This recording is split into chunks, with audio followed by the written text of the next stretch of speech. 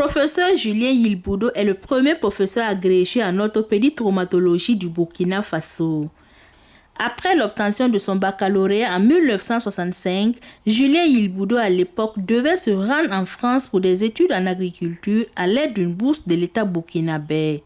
Ayant raté l'avion, il est contraint de renoncer à cette opportunité et obtient après quelques difficultés à nouveau une bourse pour se rendre à Abidjan en Côte d'Ivoire. Il s'inscrit un peu malgré lui en médecine, même si quelque temps après, il a pris goût à cette spécialité. En 68-69, l'étudiant Julien Yilboudo est admis au concours d'internat de CHU d'Abidjan. Il devient docteur d'État en médecine en 1975 et continue en France pour renforcer sa formation de chirurgien. Là-bas, il aura l'opportunité de préparer des diplômes, le certificat d'université et le certificat d'études spéciales en chirurgie. Dr Julien Yilboudo rentre au Burkina en 1978 et va travailler dans le service de chirurgie de l'hôpital Yalgado Ouedraogo en son temps. Par la suite, il est affecté à Kaya mais n'a pas rejoint le poste parce qu'il n'y avait aucune possibilité matérielle de pratiquer la chirurgie à l'époque. Mais sur le plan administratif, il était considéré comme le chef de service de chirurgie de l'hôpital de Kaya jusqu'à ce que le bloc opératoire soit en mesure de recevoir un chirurgien. En 1981, il repart en France pour faire l'orthopédie-traumatologie sur les conseils de son ancien patron français. Il revient au Burkina après 4 années d'études avec une qualification en orthopédie-traumatologie et rejoint l'hôpital Yalgado Ouedraogo où il est nommé chef de service de chirurgie. Il débute aussi une carrière hospitalo-universitaire en tant qu'assistant-chef de clinique à l'université.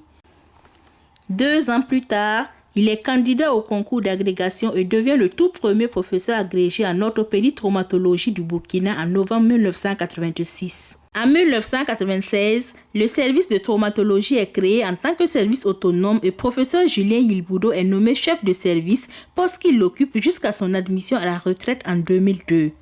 Il poursuit ses activités chirurgicales dans le privé. Dans la rubrique Chez nous médecins sur les pionniers de spécialité, nous sommes allés à la rencontre cette semaine du professeur Julien Yilboudo, un baobab de l'orthopédie-traumatologie au Burkina pour revivre cette époque.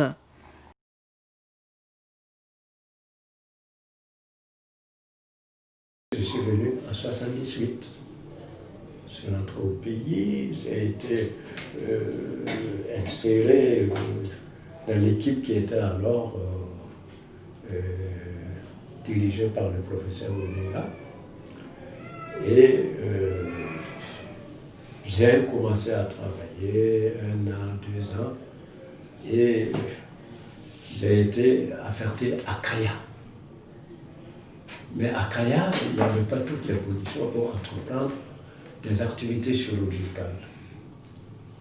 Et sur ces entrefaits, j'ai la visite de mon patron en France, qui vient à la lecture du programme qui était affiché au tableau et dit « Monsieur Yilboudo, pourquoi ne pas revenir en France où vous avez une chirurgie qui serait conforme aux activités et aux diplômes que vous avez eus.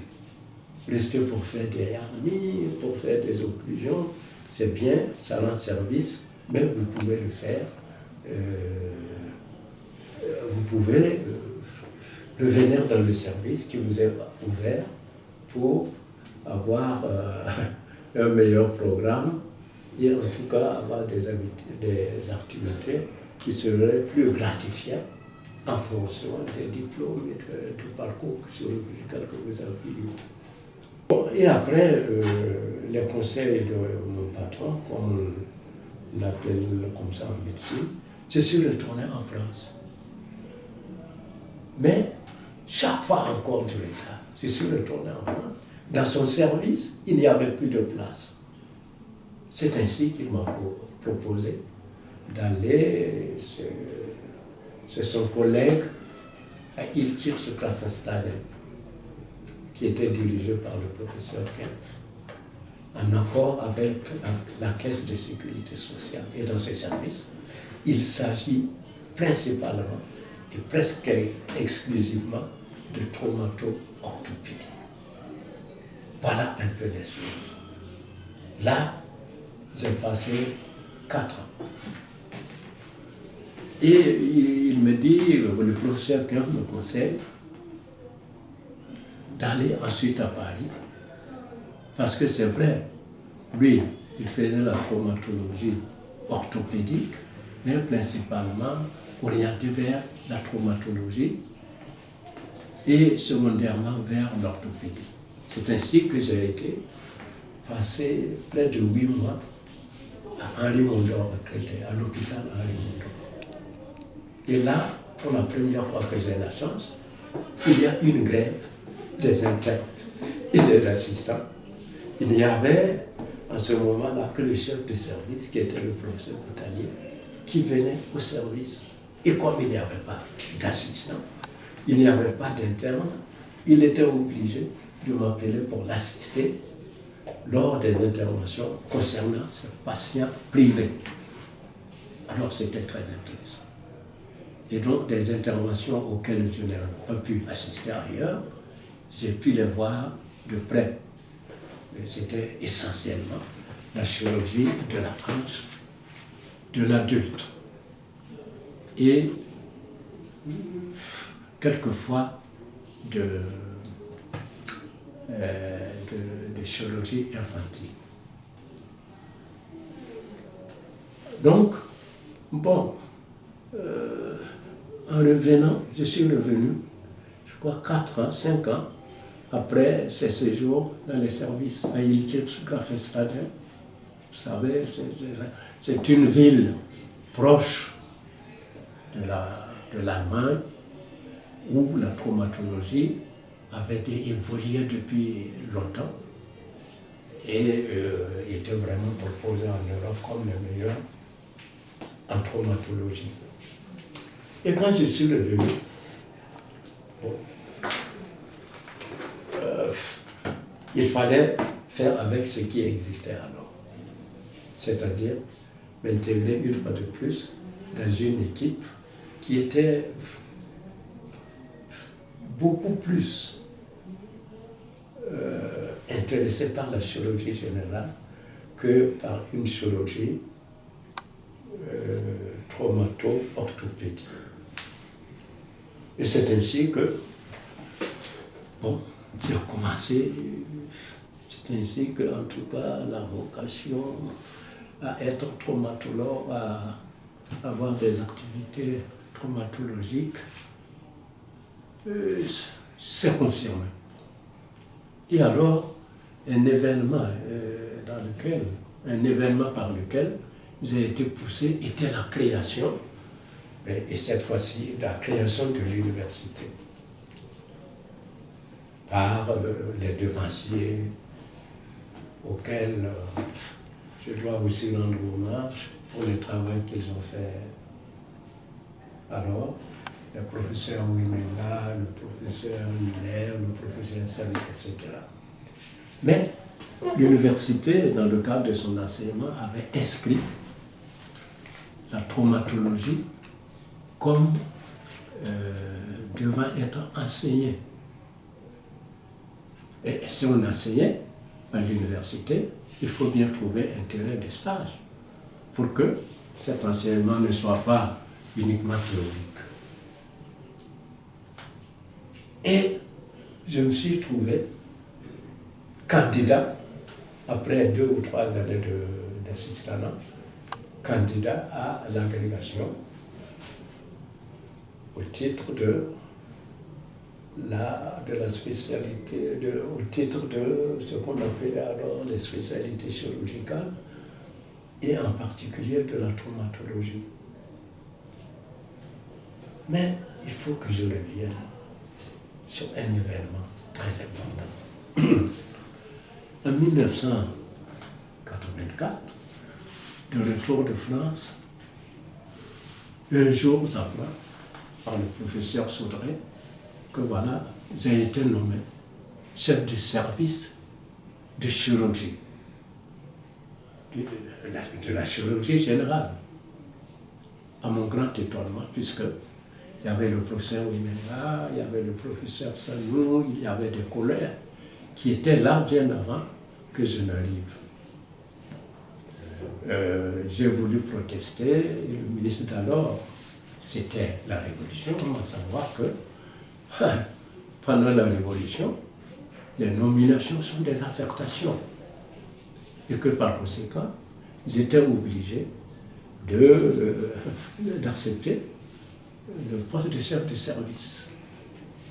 Ah, j'avoue que ça a été un problème pour moi, puisque en médecine, il y a une hiérarchie. Et je me suis expliqué en particulier au professeur Sam. Bon, mais nous n'avons pas eu gain de cause lors d'une assemblée générale qui avait alors lieu avec le ministre de la Santé. Et ainsi, j'ai dû exercer la fonction de chef de service de chirurgie envers et contre tout. Et comme il y avait l'intervention des CDR dans le service, je me suis trouvé en première ligne lors de la programmation. Programmation en activité digestive, en activité chose.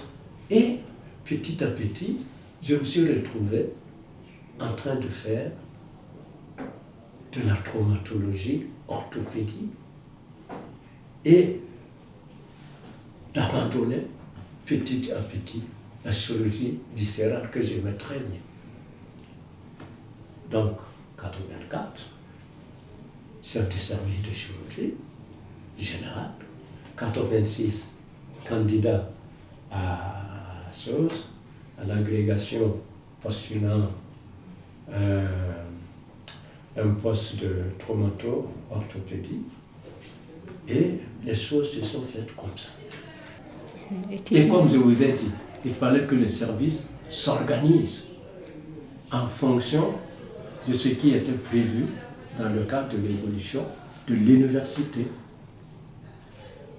Et si je suis demeuré chef de service jusqu'à quelle année, je ne savais plus, je ne sais plus. Bref, il y a eu, vers 1996, la création, grâce à la pression des chirurgiens, grâce à la pression des événements, il y a eu la création d'un service de trauma. Et c'est alors, à ce moment-là, que vous pouvez parler de pionnier, encore que ce titre-là paraît bien longtemps, puisque ça, il y avait bien longtemps que les autres chirurgiens faisaient de la traumatologie. Donc, le terme de pionnier est un terme, c'est pas tout à fait ça. J'ai été pionnier au regard du titre, mais je n'ai pas été premier par rapport aux activités qui étaient menées bien avant, depuis 1975, par le professeur Wimenga, par le docteur Dakouré, et de temps en temps par le docteur Taoko et Sanou, qui, à vrai dire, ne cachaient pas leur réticence vis-à-vis de ce qu'on appelait la chirurgie osseuse, qui était qualifiée de chirurgie des parties dures. Donc me voilà nommé donc maître de conférence en traumatologie orthopédie. Je me suis énormément consacré à l'activité opératoire.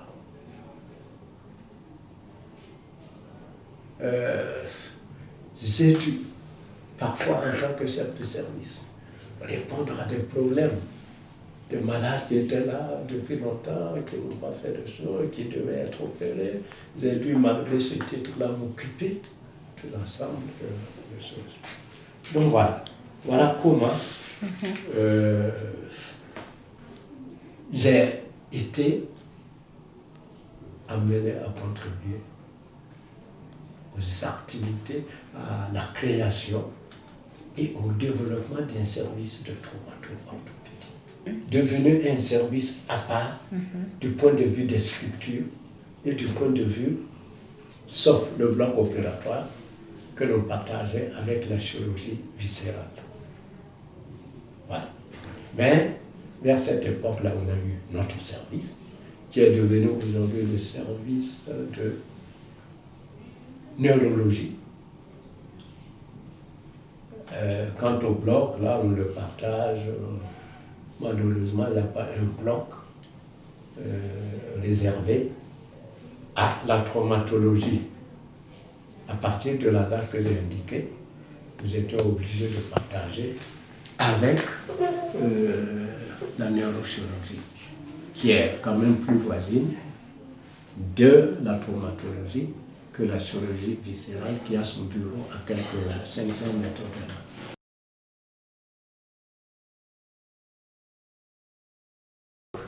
Nécessairement, pour mener des activités, il faut une équipe.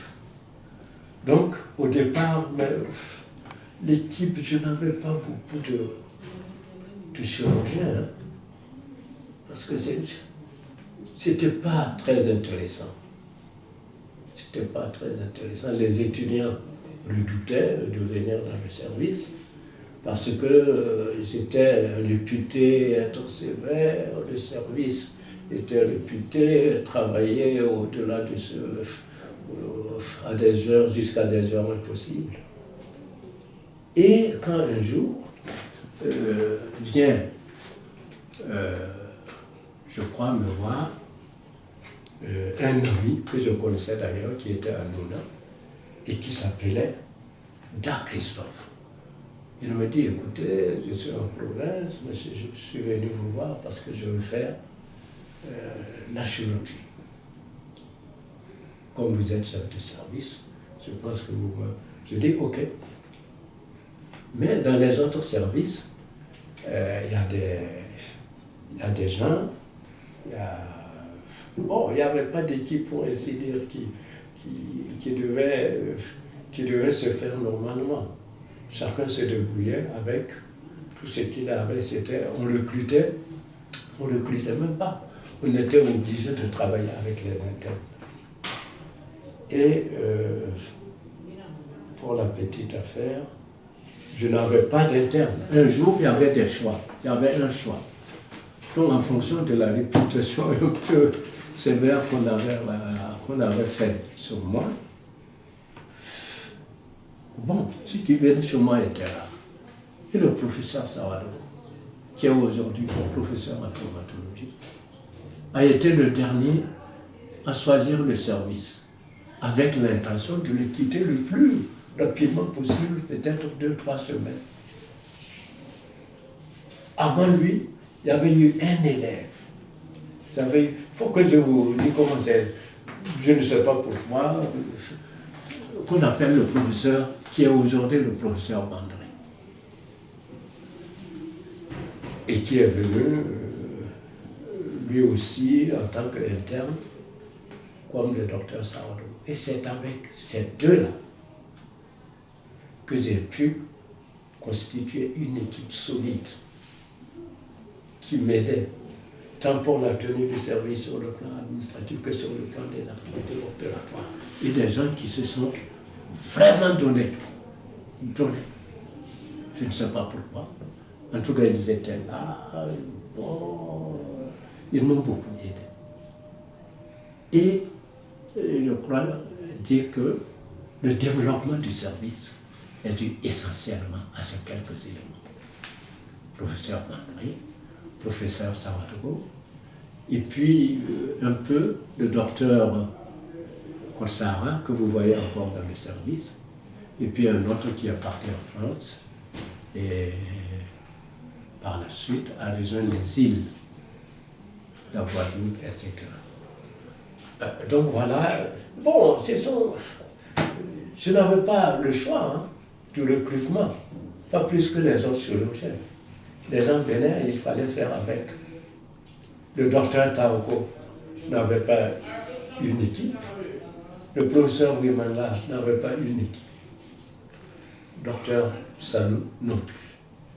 Donc, ça s'est fait au fur et à mesure du recrutement, enfin au fur et à mesure de la manifestation d'intérêt constatée chez les internes.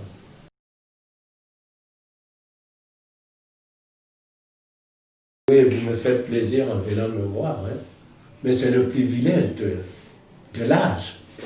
Je me suis trouvé là parce qu'il y a eu un autre candidat plus jeune. Mais bon, il a été nommé bien après moi.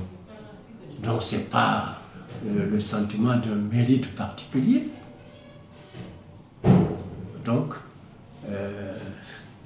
je me suis retrouvé comme ça, je suis content d'avoir, en tout cas c'est une des périodes les plus intéressantes que j'ai vécues, à part mon séjour à Abidjan, dans le cadre des stages d'internat, à part mon séjour en France, marqué par vraiment, on découvrait le progrès en chirurgie. Donc, vous voyez, bon, je ne le vis pas d'une... c'est pas vraiment un sentiment extraordinaire. Hein. Il faut quelqu'un à tout au commencement. Et j'ai eu la chance d'être ce monsieur.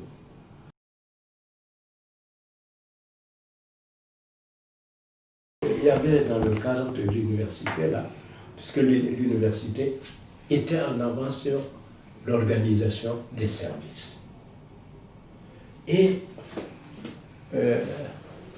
à chaque service, à chaque professeur était donné 2 assistants et, je crois, 4 internes. Donc c'était un recrutement qui était, si l'on veut dire, opéré au niveau de l'université. Donc il n'y a pas eu vraiment une stratégie particulière, c'était ainsi une organisation dirigée par l'administration universitaire. Mais je dois dire que ce qui, je ne laisse pas quand même, ce serait injuste de ne pas signaler que Savadro, le professeur Savadro, Bandré, a fait une activité qui suscitait l'admiration des autres internes.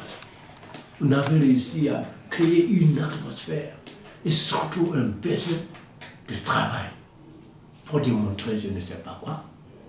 Mais en tout cas, on était tous unis par le désir de progresser dans ce cadre de la chirurgie osseuse. Et ainsi, nous avons entamé beaucoup d'interventions qui ne se faisaient pas à l'époque. Je dois signaler que nous avons quand même initié le traitement chirurgical du rachis, de la colonne vertébrale, qu'il s'agisse d'interventions concernant la tuberculose osseuse, qu'il s'agisse d'interventions concernant la traumatologie, concernant les blessures du rachis, etc., etc.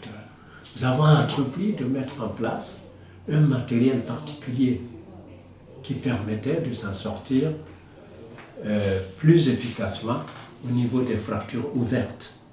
Et nous avons, avec les deux là, nous avons commencé à mettre en place un matériel particulier qui s'appelle un fixateur. Mais un fixateur particulier qui avait été qui avait été inventé par un chirurgien russe, par un médecin russe, pas un chirurgien, un médecin russe, et qui s'appelait, ce matériel-là, et qui s'appelait un médecin généraliste russe. Vous vous rendez compte? Et ce matériel qu'il a fait, ce chirurgien s'appelle Ilizarov, et ce matériel qu'il a fait permettait d'aborder des problèmes de traumatologie et permettait d'aborder des problèmes d'orthopédie. Ça s'appelle le fixateur d'Ilizarov. Nous avons commencé ça.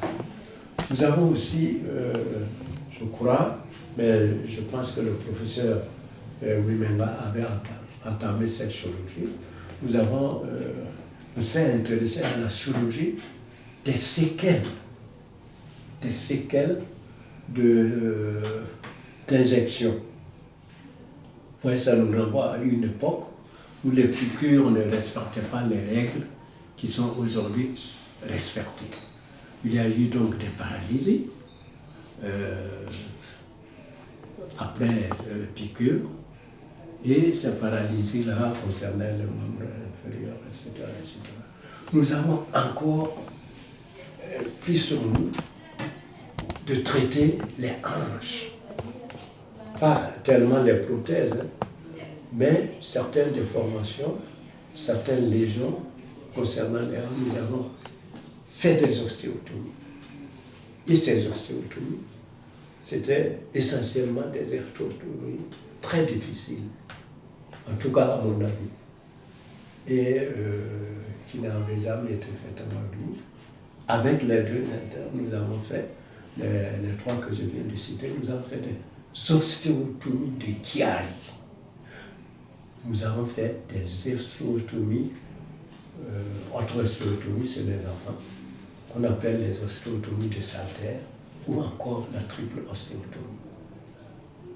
Qu'est-ce que nous avons fait encore ensemble? J'ai cité le rachis, j'ai cité la hanche, et puis bon, il nous est arrivé quand même, dans nos indications, de commettre des erreurs. Nous avons fait ce qu'on ne fait plus actuellement. Et donc ça, c'est quand même, il faut une critique que nous devions faire à nos activités. Nous avons fait ce qu'on appelle des arthrodèses, qui consistent à bloquer les hanches. On bloque les hanches, on ne peut plus bouger.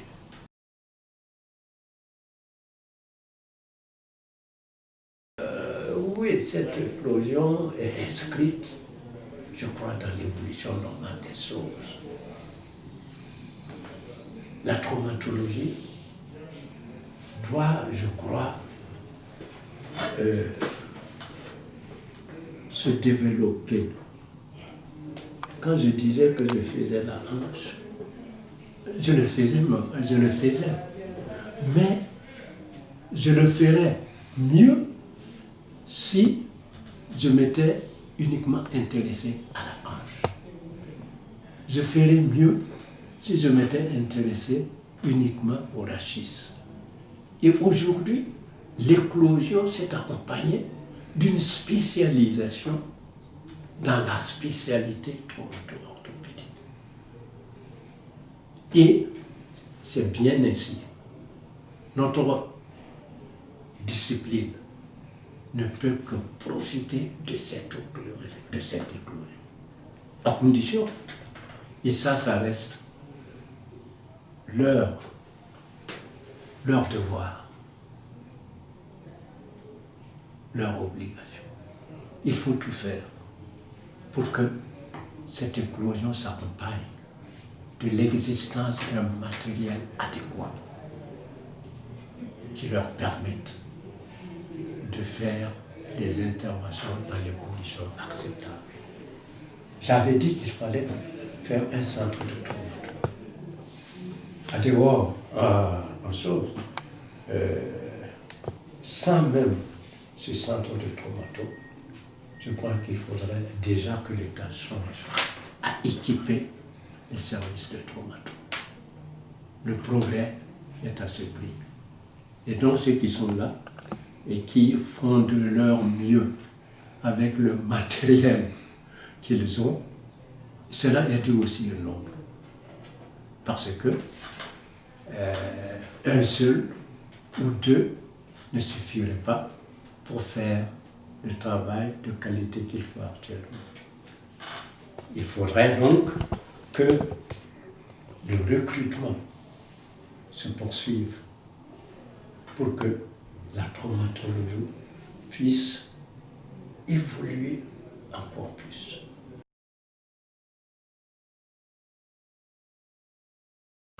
Je suis à la retraite depuis 2002 et donc je suis en vérité éloigné des réalités, des préoccupations des services de traumatologie. Même si je garde quelques contacts, notamment avec les professeurs d'art, et ça va de bon. Je ne peux que formuler quelques souhaits et demander que chacun ait suffisamment de courage, de ténacité et de persévérance dans un domaine qui est considéré comme secondaire dans le cadre de la chirurgie. Mais cette activité est exaltante et devait trouver un écho et devait vous permettre de vous épanouir sur le plan professionnel. Je remercie l'Ordre des médecins de l'heureuse initiative de me rendre visite. Cela m'a permis un retour sur mon parcours de chirurgien traumatologue, durant lequel j'ai bénéficié de l'aide, des conseils de quelques collègues qui sont devenus, un peu grâce à moi, des grands patrons des services de traumatologie.